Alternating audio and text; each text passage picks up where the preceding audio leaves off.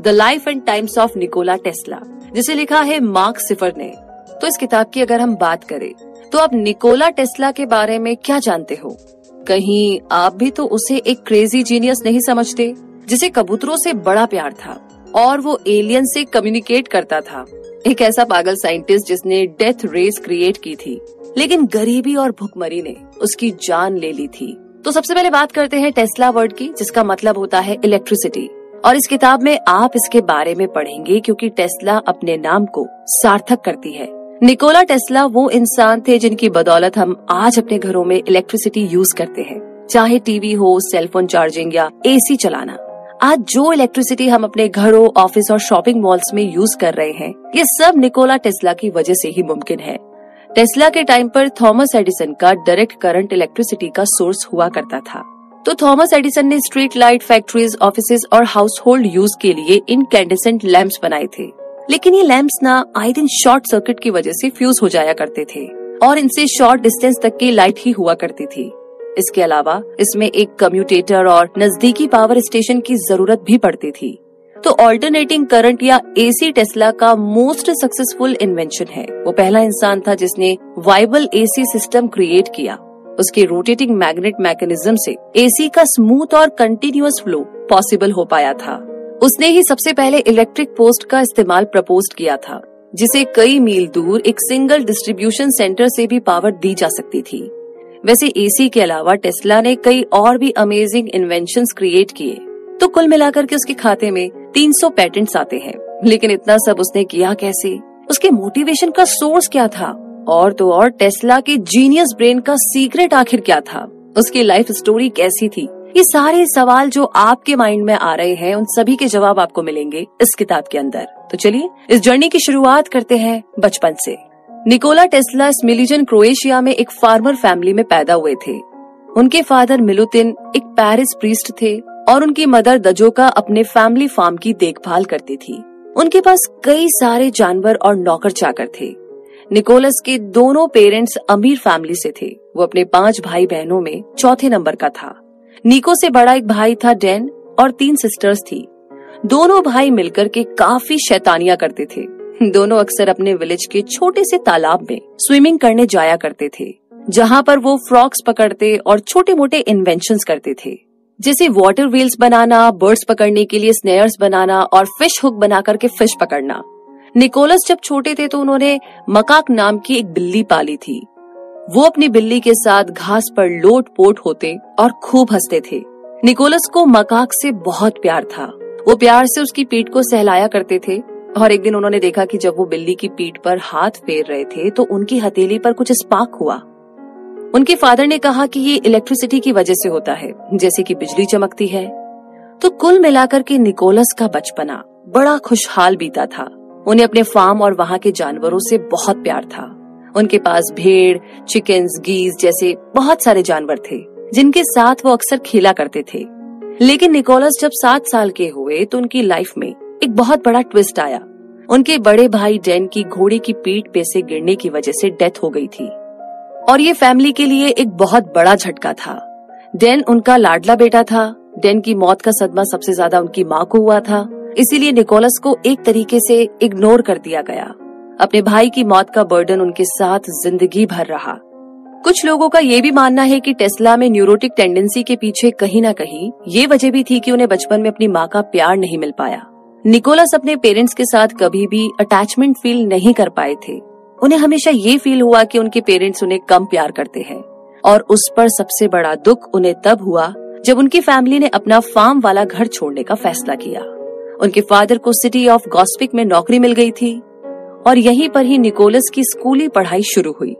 वो बचपन से ही फिजिक्स में जीनियस थे और इलेक्ट्रिसिटी तो उन्हें बहुत ही हैरान करती थी। Nicholas batteries, motors, induction coil और वाटर टर्बाइन्स के साथ एक्सपेरिमेंट्स करते थे।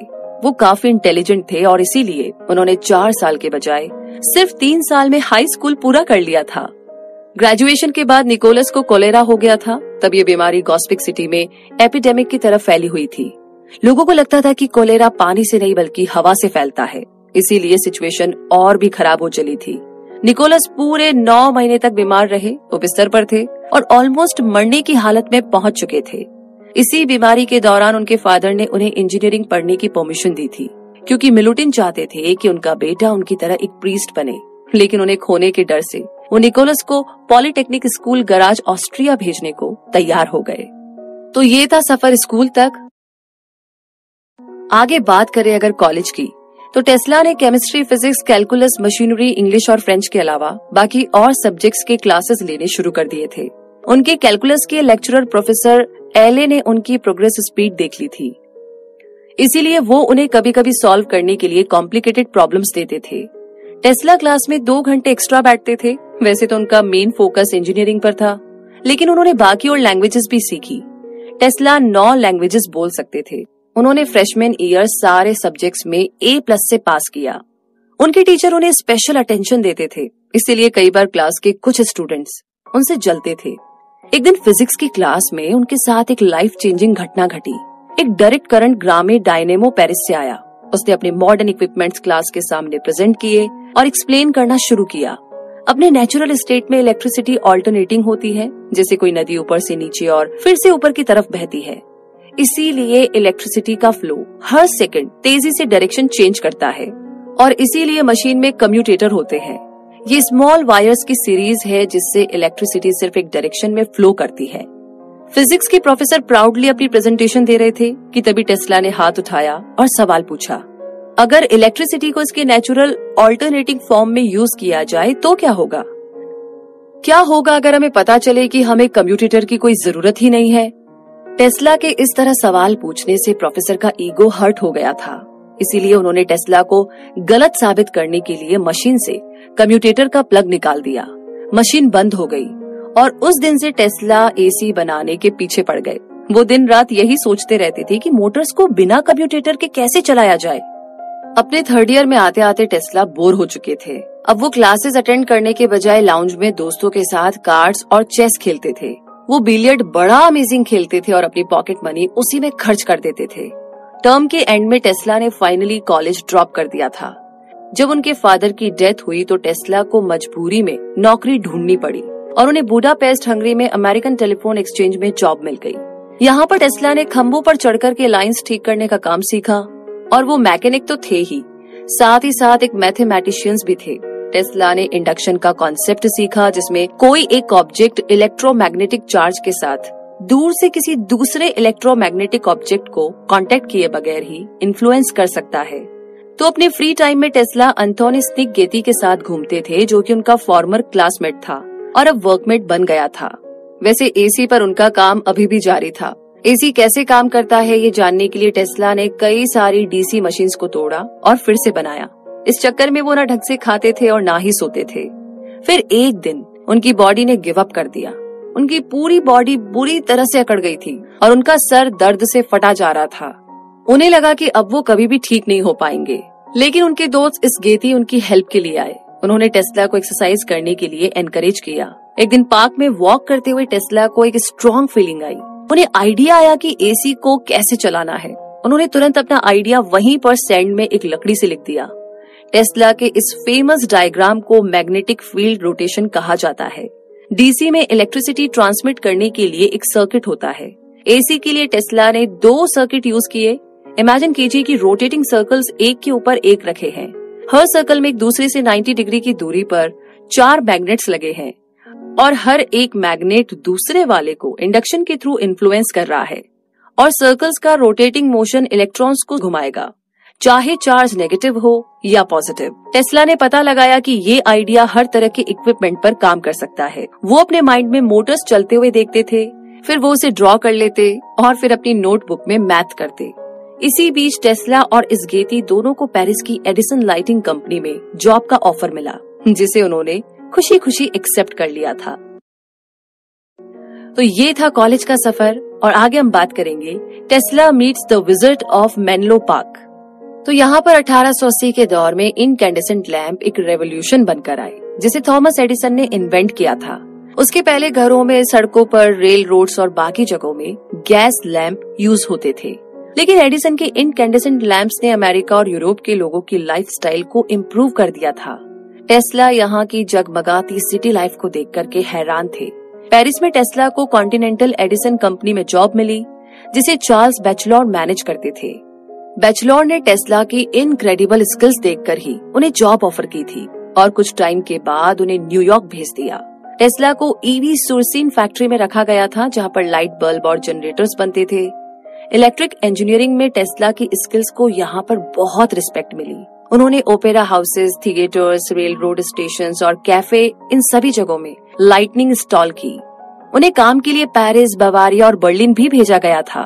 तो 1883 यानी कि 1883 में बैचलर ने टेस्ला को स्ट्रॉसबार्ग प्लांट में इलेक्ट्रिक लैंप्स इंस्टॉलेशन की देखरेख का काम सौंपा।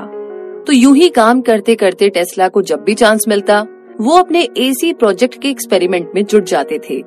उनके दोस्त अब उनके असिस्टेंट बन गए थे। उन्होंने एक डिस्क बनाई और उसे कोयल से कवर कर दिया। फिर उन्होंने इसे एक नीडल पर चढ़ा दिया। टेस्ला को फाइनली अपना आइडिया पूरा होता हुआ दिख रहा था। जब उन्होंने स्विच टर्न किया तो डिस्क घूम रही थी और ऑल्टरनेटिंग करंट जनरेट हो रहा था। तो 1884 में यानी कि 1884 में टेस्ला न्यूयॉर्क पहुंचे। उस टाइम वो 28 साल के थे। उन दिनों ब्रुकलिन ब्रिज बनकर के तैयार ही हुआ था और उस पर स्टैचू ऑफ लिबर्टी को रखा गया था।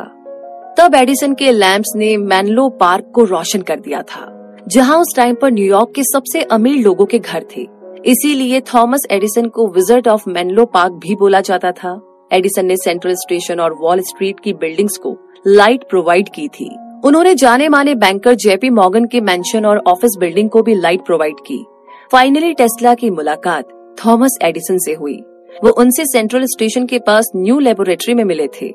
एडिसन ने उनसे पूछा कि क्या कभी तुमने इंसान का मांस खाया है? ये बात उन्होंने इसलिए बोली थी क्योंकि टेस्ला का बर्थ प्लेस स्मिलिजन ट्रांससिल्वेनिया के पास था, जो कि वैम्पायर की जगह मानी जाती है। तो टेस्ला एडिसन को इस बात के लिए बड़ा एडमायर करते थे कि उन्होंने बिना किसी फॉर्मल एजुकेशन के इतना कुछ अचीव किया। मगर फिर जल्दी ही उन्हें विजिट ऑफ मेनलो पार्क की कमजोरी पता चली। एडिसन एक्सपेरिमेंट्स करते टाइम बहुत से ट्रायल करते थे और उनसे गलतियां भी बहुत होती थी। इस वजह से उनका काफी टाइम और उनकी मेहनत वेस्ट होती थी। टेस्ला ने सोचा कि एडिसन ने भी उनकी तरह ही सेम एजुकेशन ली है, तो उन्हें अपने इन्वेंशन इजीली कर लेने चाहिए थे। अगर वो कुछ कैलकुलेशंस और फिजिक्स की थ्योरीज यूज कर लेते तो वो शायद इतनी मिस्टेक्स नहीं करते जो उन्होंने की थी। ऐसा लगता था जैसे वो घास के ढेर में सुई ढूंढ रहे हो। एडिसन ने इतने सक्सेसफुल इन्वेंशन किए थे, ये बात टेस्ला को किसी चमत्कार से कम नहीं लग रही थी। खैर, टेस्ला न्यूयॉर्क में अपना लैंप्स इंस्टॉलिंग और डीसी जनरेटर फिक्स करने के काम करते रहे। उन्होंने रेगुलेटर्स, आर्क लैंप्स और कम्यूटेटर्स में कुछ इम्प्रूवमेंट्स भी किए थे। इसीलिए उन्होंने अपना ये वर्क पेटेंट करा लिया था। वो अपना इंडक्शन एसी मोटर का आइडिया लेकर के एडिसन को बेचने गए, लेकिन उन्होंने रिजेक्ट कर दिया। थॉमस एडिसन ने टेस्ला को कुछ इम्पोर्टेंट इक्विपमेंट्स की रीडिजाइनिंग के लिए $50,000 देने का प्रॉमिस किया था। टेस्ला ने रीडिजाइनिंग का काम फिनिश करने के बाद अपनी पेमेंट मांगी तो एडिसन हंसने लगे। उस ओल्ड विजर्ड ने कहा कि तुम अभी भी एक पर्शियन हो, तुम कभी भी अमेरिकन जोक अप्रिशिएट नहीं कर सकते। टेस्ला ने कंपनी छोड़ दी और वहां से चले आए। इसके बाद आगे जर्नी बढ़ती है लिबर्टी स्ट्रीट की तरफ। टेस्ला दो बिजनेसमैन से मिले जिन्होंने उन्हें धोखा दिया था। ये दोनों थे रॉबर्ट लेन और B.A. वेल। ये दोनों ही टेस्ला के पास न्यू जर्सी राहवे में एक लाइटिंग और मैन्युफैक्चरिंग कंपनी खोलने का प्रपोजल लेकर आए थे। प्रपोजल ये था कि कंपनी में टेस्ला का नाम यूज होगा और स्टॉक्स में उनका भी हिस्सा होगा। और सबसे इम्पोर्टेंट बात ये कि टेस्ला इसीलिए अग्री हुए थे क्योंकि दोनों ने प्रॉमिस किया था कि वो प्रोजेक्ट के बाद उनका एसी मोटर डेवलप करेंगे। और इस तरह से टेस्ला बड़ी मेहनत से राहवे टाउन की आर्क लाइटिंग सिस्टम इंस्टॉल करने के काम में जुट गए। उन्हें इसके लिए वहाँ पर कुछ महीने स्टे भी करना पड़ा। टेस्ला ने वहाँ की कुछ फैक्ट्रीज में और ऑलमोस्ट हर सड़क पर लाइट इंस्टॉल की। उनकी ब्रिलियंट इंजीनियरिंग की खूब तारीफ हुई और इसे इलेक्ट्रिक रिव्यू मैगजीन में भी छापा गया था। इसमें Tesla lightning and manufacturing company का एडवर्टाइज भी था। मगर हुआ ये कि प्रोजेक्ट के खत्म होते ही ले और वेल ने उन्हें कंपनी से बाहर निकाल दिया। उन्होंने टेस्ला से झूठा प्रॉमिस किया था कि वो उनके एसी मोटर में इंटरेस्टेड है, लेकिन एक्चुअली में उन्होंने टेस्ला से पूरे टाउन की लाइटनिंग करवाने के बाद उनसे पीछा छुड़ा लिया था। तो यहाँ पर टेस्ला के पास एक भी पैसा नहीं था। उन्हें मशीन बनाने से ही फुर्सत नहीं थी कि वो कभी पैसे या फाइनेंशियल सिक्योरिटी के बारे में सोच पाते। मजबूरी में उन्हें डिच डिगर बनना पड़ा। डिच फॉरमैन उस वक्त हैरान रह गया जब एक इंटेलिजेंट दिखने वाला वेल ड्रेस्ड आदमी उसके पास काम मांगने आया। खैर, उसने टेस्ला को काम पे रख लिया और काम खत्म होने पर $2 दिए। लेकिन उस फॉरमैन को टेस्ला का टैलेंट दिख रहा था, इसीलिए वो उन्हें कंपनी इंजीनियर अल्फ्रेड ब्राउन के पास लेकर गया। एक्चुअली ब्राउन ने टेस्ला के लाइटनिंग प्रोजेक्ट के बारे में पढ़ा था और वो उनसे काफी इम्प्रेस्ड था। डीसी यूज करने के डिसएडवांटेजेस के बारे में ब्राउन भी जानता था, क्योंकि डायरेक्ट करंट एनर्जी एफिशिएंट नहीं होती है, इससे अक्सर स्पार्क्स और शॉर्ट सर्किट होते थे। ब्राउन को टेस्ला के एसी मोटर्स में पोटेंशियल दिख रही थी, इसीलिए उसने लॉयल चार्ल्स पैक से हेल्प करने को बोला। लेकिन टेस्ला ने चार्ल्स पैक को अपने प्रोजेक्ट में पैसा लगाने के लिए कैसे मना लिया, ये है सवाल। एक्चुअली में टेस्ला ने लॉयर को एग ऑफ कोलंबस के बारे में बताया। बात ये थी कि क्रिस्टोफर कोलंबस के बारे में एक मिथ स्टोरी थी कि एक बार उन्होंने अपने क्रिटिक्स को चैलेंज किया कि वो अंडे को बिना किसी सपोर्ट के खड़ा करके दिखाए। उनके क्रिटिक्स ने बड़ी कोशिश की, लेकिन वो हार गए। तब कोलंबस ने अंडे के बॉटम में काफी छोटा सा क्रैक किया और उसे स्ट्रेट खड़ा करके दिखा दिया। और जब उन्हें क्वीन इजाबेला ऑफ स्पेन ने अपने दरबार में ये करतब दिखाने के लिए बुलाया, तो कोलंबस इस शर्त पर माने कि उन्हें अटलांटिक क्रॉस करने के लिए फंड प्रोवाइड किया जाए। तब टेस्ला ने पैक से पूछा कि क्या वो भी उन्हें ऐसे हेल्प करेंगे जैसे क्वीन इजाबेला ने कोलंबस को हेल्प दी थी। इस पर पैक ने कहा कि उनके पास इतना बड़ा खजाना तो नहीं है, लेकिन हाँ, वो कुछ लोगों को फोन करके हेल्प मांग सकते हैं। पैक के साथ मीटिंग के बाद टेस्ला ने एक अंडा बॉईल किया और लोहार के पास गए। उन्होंने उससे एक ब्रास और आयरन का एग बनाने को बोला। अपनी लैब में वापस आकर उन्होंने एसी पॉलीफेज सर्किट को एक सर्कल के साथ जोड़ा। टेस्ला ने मेटल का अंडा सेंटर में रखा और इलेक्ट्रिसिटी टर्न कर दी। अंडा घूमने लगा। पहले ये घूमता रहा, लेकिन जब रोटेशन ने स्पीड पकड़ी तो अंडा स्ट्रेट खड़ा हो गया।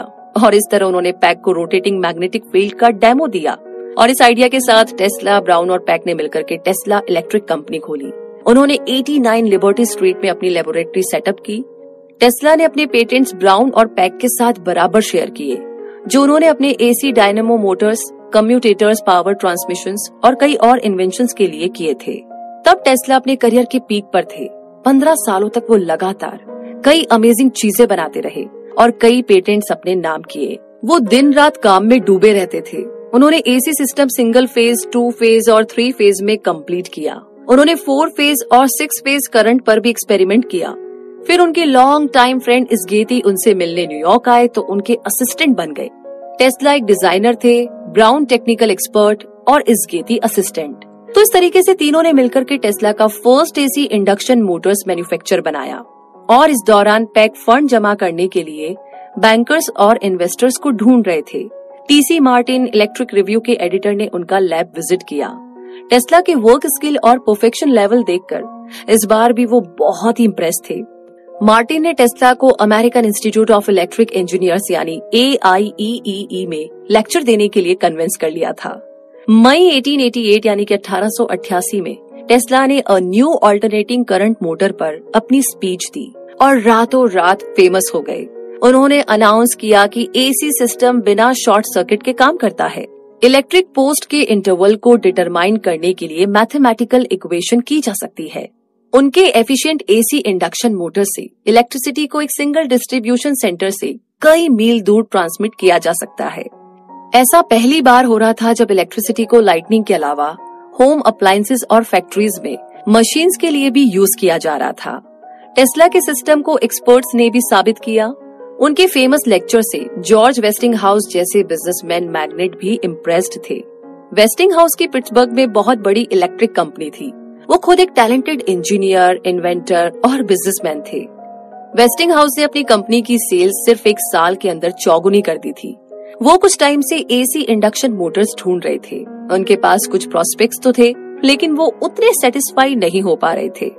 तो वेस्टिंगहाउस ने अपने एक रिप्रेजेंटेटिव को लिबर्टी स्ट्रीट टेस्ला लैब भेजा। उन्होंने कुछ स्पेशलिस्ट से भी कंसल्ट किया। बाद में टेस्ला की परफेक्शन और उनके इंडक्शन मोटर की ग्रेट पोटेंशियल ने उन्हें कन्विंस कर लिया था। लेकिन उन्हें जल्द ही कोई डिसीजन लेना था, इससे पहले कि कोई और इन्वेस्टर टेस्ला के एसी पेटेंट को अपने अंडर लेता।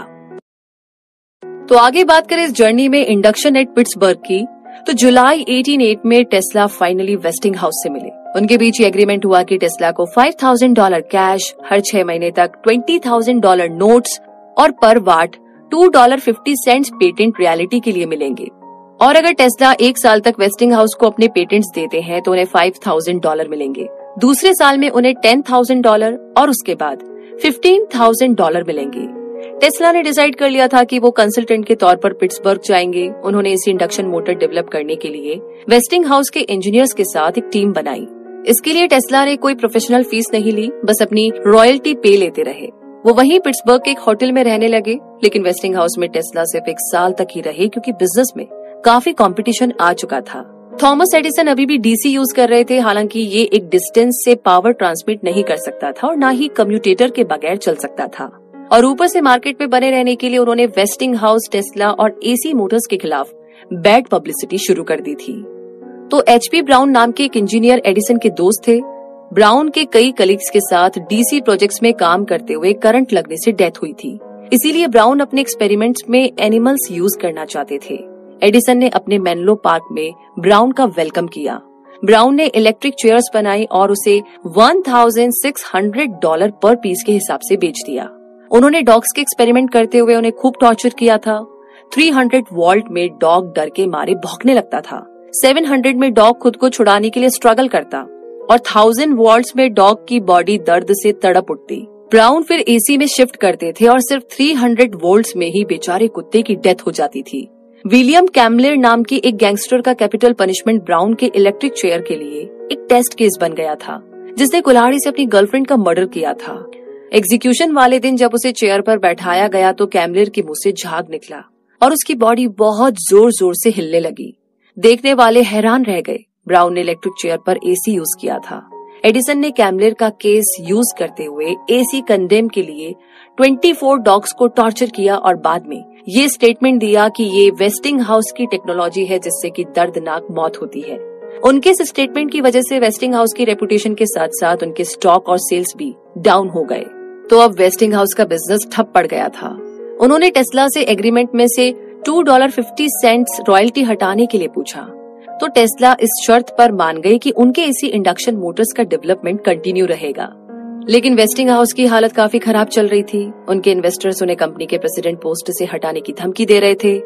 उन्होंने टेस्ला से कहा कि वो उनके ऑपरेशन को अब और सपोर्ट नहीं कर पाएंगे। आखिरकार एसी इंडक्शन मोटर्स का काम रोक दिया गया। टेस्ला वापस न्यूयॉर्क चले गए। खुद उनकी वेस्टिंगहाउस के इंजीनियर्स के साथ प्रॉब्लम चल रही थी, क्योंकि वो एसी को ज्यादा कॉम्पिटेबल बनाने के लिए लो फ्रीक्वेंसी सजेस्ट कर रहे थे। पिट्सबर्ग में उनके असिस्टेंट चार्ल्स स्कॉट को छोड़कर के उनका कोई दोस्त नहीं था और 2 साल तक खाली बैठने के बाद वेस्टिंगहाउस के इंजीनियर्स ने फिर से एक बार टेस्ला का एसी ऑपरेशंस का काम हाथ में लिया। उनमें से एक बेंजामिन लम्मे थे, जो क्लेम करते थे कि लो फ्रीक्वेंसी उनका आइडिया था। कुछ रीडर्स समझते हैं कि लेमे एक जीनियस है जिन्होंने वेस्टिंगहाउस की एफिशिएंट मशीन्स बनाई थी, लेकिन ये सच नहीं है। उस टाइम पर बहुत से engineers efficient AC induction Motors बनाने की कोशिश कर रहे थे, लेकिन सिर्फ टेस्ला को ही सक्सेस मिली।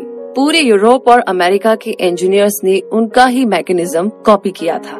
इसके आगे बढ़ते हैं और बात करते हैं साउथ 5th एवेन्यू की। टेस्ला की लाइफ में कई और एक्साइटिंग चीजें होने जा रही थी। 1899 यानी कि 1899 में उन्होंने न्यूयॉर्क में अपनी नई लेबोरेटरी खोली। ये जगह साउथ 5th एवेन्यू में थी, जिसे वेस्ट ब्रॉडवे के नाम से जाना जाता था।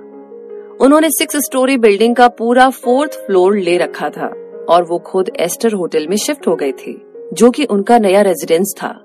अब वो एक जीनियस इन्वेंटर माने जाते थे, न्यू एलिट सोसाइटी के मेंबर। वो सर्बिया और क्रोएशिया में भी पॉपुलर हो चुके थे। उनके कंट्रीमैन उन पर बड़ा प्राउड फील करते थे। वो अक्सर यूरोप में अपनी सिस्टर्स और अंकल्स को लेटर्स लिखते और पैसे भेजते थे। पिट्सबर्ग से वापस आकर उन्होंने कई और प्रोजेक्ट्स पर काम किया था। उन्होंने इलेक्ट्रोमैग्नेटिज्म और लाइट के बारे में भी स्टडी की। उन्होंने ऐसी मशीन्स बनाई जो कि डीसी को एसी में ट्रांसफॉर्म करती थी और एसी को डीसी में। उन्होंने हाई फ्रीक्वेंसी और हाई वोल्टेज जनरेट करने के लिए टूल्स भी बनाए। सबसे इम्पोर्टेंट बात ये कि उन्होंने वायरलेस कम्युनिकेशन का आइडिया एक्सप्लोर किया था, जैसा कि उनकी आदत थी। टेस्ला 24/7 काम करते थे। वो होटल सिर्फ शावर लेने के लिए और जरूरी मीटिंग्स अटेंड करने जाते थे। उनके पार्टनर्स पैक और ब्राउन लिबर्टी स्ट्रीट की लैब में ही रहते थे। ज्यादातर टेस्ला के लिए ही काम करना पसंद करते थे या फिर कभी कभी अपने 2 असिस्टेंट्स की हेल्प ले लेते थे। उन्हें लेट नाइट काम करना बहुत पसंद था, क्योंकि उस टाइम उन्हें कोई डिस्टर्ब नहीं करता था। 1890 में Tesla American institute of electric engineers के वाइस प्रेसिडेंट बने। इलेक्ट्रिक वर्ल्ड मैगजीन के फुल पेज पर उनकी पिक्चर छपी थी। अपने जैसे कई और इंटेलेक्चुअल से भी उनकी फ्रेंडशिप थी। और इसी के साथ आगे बात करें द रॉयल सोसाइटी की, तो 1891 यानी कि 1891 में टेस्ला ने मैकेनिकल ऑसिलेटर को पेटेंट किया। ये एक मल्टीपर्पज मशीन थी। ये करंट को एक स्मूथ और लगातार तरीके से जनरेट करती थी। टेस्ला की ऑसिलेटर में कई मिलियन वोल्ट्स जनरेट करने की कैपेसिटी थी और इसकी फ्रीक्वेंसी में मन मुताबिक चेंज लाया जा सकता था। टेस्ला की इलेक्ट्रॉन्स की डिस्कवरी करने वाले ब्रिटिश साइंटिस्ट जे थॉमसन से भी दोस्ती हुई। टेस्ला ने एक कंडेंसर, एक इलेक्ट्रिक मीटर और एक इनकंडेंसेंट लाइटिंग के टूल्स भी पेटेंट किए। इंस्टीट्यूट ऑफ इलेक्ट्रिकल इंजीनियर्स में स्पीच देने के लिए वो लंदन भी गए। टेस्ला के लेक्चर का टाइटल था experiments with alternate currents of high potential and high frequency. इस स्पीच को कई जाने माने लोगों ने सुना, जिनमें जे थॉमसन भी थे। सब लोग टेस्ला के अमेजिंग आइडियाज से इम्प्रेस्ड थे। स्टडी के लिए ऑल्टरनेटिंग करंट से भी ज्यादा कोई इंटरेस्टिंग चीज है क्या? ये एनर्जी मैकेनिकल, लाइट, हीट और यहाँ तक कि केमिकल एनर्जी किसी का भी फॉर्म ले सकती है। तो टेस्ला अपनी ऑडियंस को बता रहे थे। फिर वो अपने टेस्ला कॉइल पर आ गए। इसमें से इलेक्ट्रिसिटी किसी थंडर बोल्ट्स की तरह निकल रही थी। वो कई देर तक लोगों को अपने मैजिक ट्रिक्स दिखाते रहे। टेस्ला एनर्जी के वायरलेस ट्रांसमिशन में परफेक्ट थे। उनके कॉइल से स्टेज पर बिना किसी वायरिंग के ही लैंप जल उठे और उन्होंने डिफरेंट कलर के फॉस्फोरेसेंट लाइट भी डिस्प्ले की। उसके बाद टेस्ला ने कॉइल से कनेक्टेड एक वायर उठाई। अपने दूसरे हाथ से उन्होंने ग्लास ट्यूब पकड़ा था। टेस्ला के टच करते ही ग्लास ट्यूब जलने लगा। वायर की इलेक्ट्रिसिटी ने उनकी बॉडी से होते हुए उनके हाथ की ग्लास ट्यूब को जला दिया था।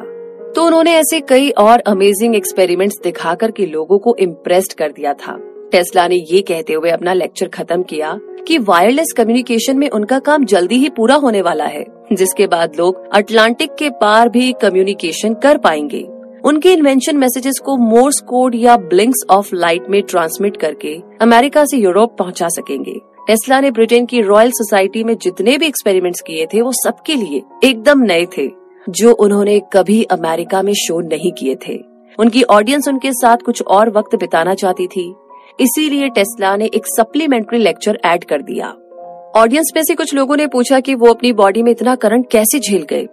तो टेस्ला ने एक्सप्लेन किया कि उन्होंने करंट की सिर्फ फ्रीक्वेंसी इंक्रीज की है, ना कि पावर या एम्पलीट्यूड।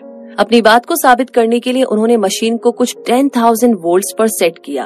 एक हाथ से वायर को टच किया और दूसरे में 2 फ्लोरोसेंट ट्यूब्स पकड़ी। ट्यूब्स में लाइट जलने लगी। जैसा कि आप देख सकते हो, मैं जिंदा हूँ, टेस्ला ने कहा। किसी ने पूछा कि आपको पेन हो रहा है, तो टेस्ला ने कहा कि उन्हें अपने हाथ में स्पार्क फील हो रहा है। कभी इससे थोड़ी स्किन जल या छिल जाती है, लेकिन इससे ज्यादा कुछ नहीं। और अगर वो अपने हाथ में कोई छोटा कंडक्टर पकड़ ले तो ये भी नहीं होगा। लंदन में अपने उस लेक्चर के बाद टेस्ला पेरिस गए और वहाँ भी एक्सपेरिमेंट्स दिखाए। फ्रेंच पेपर्स ने उनकी स्किल्स की खूब तारीफ की थी। वहाँ वो कुछ इम्पोर्टेंट लोगों से भी मिले, जैसे कि Prince Albert of Belgium. Tesla को अपने घर क्रोएशिया भी जाना पड़ा क्योंकि उनकी मदर की डेथ हो गई थी। वो अपनी सिस्टर और अंकल से भी मिलने गए। उन्होंने जाग्रेब यूनिवर्सिटी में एक लेक्चर भी दिया। फिर वो बुडापेस्ट, बेलग्रेड, बर्लिन और बॉन गए। बेलग्रेड सर्बिया में वो यंग किंग अलेक्जेंडर से मिले। टेस्ला को grand officer of the order of Saint Sava के स्पेशल टाइटल से भी नवाजा गया। जर्नी को थोड़ा और आगे बढ़ाते हैं और बात करते हैं फादर ऑफ द वायरलेस। तो यहाँ पर मेडिसन स्क्वायर गार्डन, जो कि उन्हीं दिनों बना था, उसके पास ही एक होटल गैरलाच टेस्ला का नया ठिकाना था। गैरलाच में एक एलिवेटर लगा था। इसमें इलेक्ट्रिक लाइटनिंग लगी थी और ग्रैंड डाइनिंग रूम्स थे। हर रोज टेस्ला होटल से साउथ 5th एवेन्यू की अपनी लेबोरेटरी तक पैदल जाया करते थे। उन्हें royal society of great Britain का एक ऑफिशियल मेंबर बनाया गया था और अब तक वो एक सेलिब्रिटी भी बन चुके थे। वो जहाँ भी जाते लोग उन्हें पहचानते थे। एक दिन ग्रेट जॉर्ज वेस्टिंग हाउस उनसे मिलने आए। वो टेस्ला से एसी सिस्टम के बारे में बात करने आए थे और उन्होंने टेस्ला को कोलंबियन एक्सपोजिशन के बारे में भी बताया। वेस्टिंग हाउस को इस पूरे इवेंट की लाइटनिंग करने की अपॉर्चुनिटी मिली थी। उन्होंने टेस्ला से रिक्वेस्ट की कि वो इस अरेंजमेंट को सेट करने में उनके कंपनी इंजीनियर्स की हेल्प करे। वेस्टिंग हाउस अभी भी एसी सिस्टम को लेकर के डाउट में थे, लेकिन टेस्ला ने उन्हें अश्योर किया कि एसी परफेक्टली और ज्यादा एफिशिएंटली काम करता है, चाहे इसमें ब्रूशेस या कम्यूटेटर्स ना लगे हो तब भी। टेस्ला ने एक बार फिर वेस्टिंग हाउस के इंजीनियर्स स्कॉट, स्टिम्ड और लेमी के साथ मिलकर के टीम बनाई। उन्होंने वेस्टिंग हाउस के लिए न्यू मशीन्स क्रिएट करने में हेल्प की, जिसमें एक लार्ज डायनेमो भी शामिल था। बदले में इंजीनियर्स ने उनके साथ मिलकर के टेस्ला का एग्जिबिट बिल्ड किया, जिसमें वेस्टिंग हाउस का बैनर लगा था। टेस्ला को कंपनी के साथ फिर से काम करके अच्छा लग रहा था। कॉम्पिटिटर्स कंपनी को रॉयल्टी दिए बिना कहीं टेस्ला की टेक्नोलॉजी को यूज ना कर ले, इसीलिए जॉर्ज वेस्टिंग हाउस ने टेस्ला को एसी पॉलीफेज सिस्टम का सोल इन्वेंटर डिक्लेयर कर दिया। उसने अनाउंस किया कि उसकी कंपनी के पास टेस्ला के एसी इन्वेंशंस को रिप्रोड्यूस और सेल करने का एक्सक्लूसिव राइट है। उसने अपना इंटेंशन भी एक्सप्रेस किया कि वो टेस्ला की टेक्नोलॉजी को वाटरफॉल्स की हाइड्रो इलेक्ट्रिक पावर को हार्नेस करने के लिए यूज करना चाहते हैं। वेस्टिंग हाउस ने सारे इलेक्ट्रिक मैगजीन्स में ये बात छपवा दी थी। इनफैक्ट आने वाले टाइम में Niagara Falls hydro electric power का सेंटर बना, और ये सब टेस्ला के इन्वेंशन की वजह से ही पॉसिबल हो पाया था। थॉमस एडिसन ने भी नाइग्रा फॉल्स प्रोजेक्ट के लिए बिड लगाई थी, लेकिन उनकी डीसी से चलने वाली वाटर व्हील्स बिना किसी नजदीकी पावर सोर्स के नहीं चल सकती थी। नाइग्रा फॉल्स पर आज भी टेस्ला का स्टैचू लगा है। और इस बड़े अचीवमेंट के साथ जर्नी में थोड़ा और आगे बढ़ते हैं, बात करते हैं लूज एंड्स। जी हाँ, एक यंग इंजीनियर ने टेस्ला को अटलांटिक के पार वायरलेस कम्युनिकेशन ट्रांसमिट कराने में हरा दिया था। 1899 यानी कि 1899 में इटालियन इन्वेंटर गुग्लिएल्मो मार्कोनी ने लेटर एस को मोर्स कोड में डॉट टू डॉट के रूप में ट्रांसमिट करके दिखाया था, जो लाइट मार्कोनी ने अपनी डिवाइस से शो की थी। उसने पूरे अमेरिका और यूरोप को रोशन कर दिया था। टेस्ला वायरलेस कम्युनिकेशन से बुरी तरह ऑब्सेस्ड थे। उन्होंने अपना गोल बना लिया था कि वो न सिर्फ अटलांटिक बल्कि पूरी दुनिया में वायरलेस कम्युनिकेशन लाकर रहेंगे। जाने माने बैंकर जेपी मॉर्गन की मदद से उन्होंने लॉन्ग आइलैंड में वार्डन क्लिफ टावर खड़ा कर दिया था। ये आज के सेलफोन टावर से मिलता जुलता था। टेस्ला ने वार्डन क्लिफ टावर पर अपना सारा पैसा इन्वेस्ट कर दिया था और इस चक्कर में उनकी सारी प्रॉपर्टी और पैसे का लॉस हुआ। मार्कोनी की सक्सेस के साथ टेस्ला ने जेपी मॉर्गन का सपोर्ट भी खो दिया था। टेस्ला अपनी पूरी कोशिश कर रहे थे, लेकिन अभी तक उन्हें सक्सेस नहीं मिल पाई थी। ऐसा कहा जाता है कि टेस्ला को इस वजह से नर्वस ब्रेकडाउन भी हुआ था। तो अपने बुढ़ापे में टेस्ला रोज पार्क में जाकर के कबूतरों को दाना खिलाया करते थे। कई बार तो ये बर्ड्स उनके होटल रूम की विंडो तक आ जाती थी। खासकर वो एक सफेद कबूतर के बड़े दीवाने थे, जिसके पंखों के किनारे ब्लैक कलर के थे। टेस्ला ने लिखा था कि उन्हें वो कबूतर इतना प्यारा लगता था जैसे किसी आदमी को कोई औरत, लेकिन उनकी रियल लाइफ में कभी कोई रोमांटिक स्टोरी नहीं रही। उनके कोई बच्चे भी नहीं थे। टेस्ला कहते थे कि सेक्सुअल डिजायर ना होने की वजह से ही शायद वो अपने काम में फोकस कर पाए। जब वो कबूतर मरा तो मुझे लगा कि मेरी लाइफ से कोई चला गया है, और मुझे पता चल गया था कि मेरी लाइफ का मकसद अब पूरा हो चुका है। और वाकई में कुछ महीनों के बाद ही निकोला टेस्ला की डेथ हो गई। वो 86 साल के थे। एक आदमी को उनकी बॉडी होटल के रूम में मिली।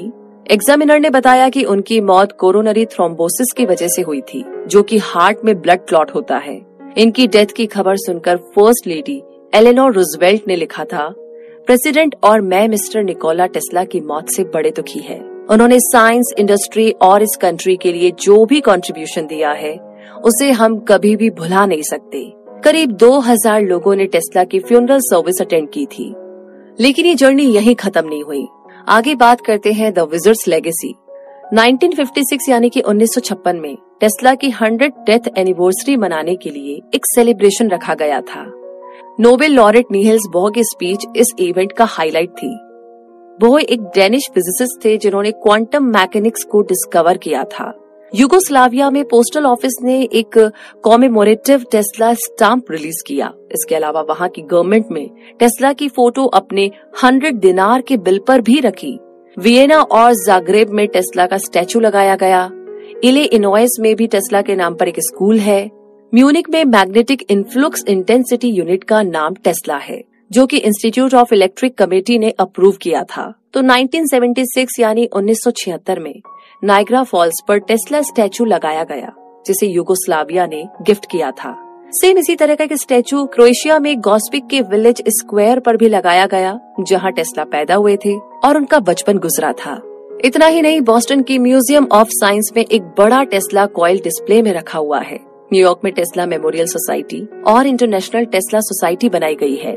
टेस्ला की राख एक गोल्ड प्लेटेड राउंड शेप के अर्न में रखी गई है और इसे बेलग्रेड, सर्बिया में निकोला टेस्ला म्यूजियम में डिस्प्ले में रखा गया है। तो इन्हीं सारी बातों के साथ अगर इस समरी के कंक्लूजन की बात करें तो आपने इस बुक समरी में निकोला टेस्ला के बारे में जाना, ऑल्टरनेटिंग करंट और मैग्नेटिक फील्ड रोटेशन के बारे में भी जाना। आपने उसमें Thomas Edison, George Westinghouse, direct current और मैकेनिकल ऑसिलेटर्स के बारे में भी जाना। इस किताब में आपको एक्ट ऑफ कोलंबस और वायरलेस कम्युनिकेशन की भी इंफॉर्मेशन दी गई। तो ऐसा क्या था जो टेस्ला एक के बाद एक इलेक्ट्रिकल टूल्स बनाने में रात दिन लगे रहते थे?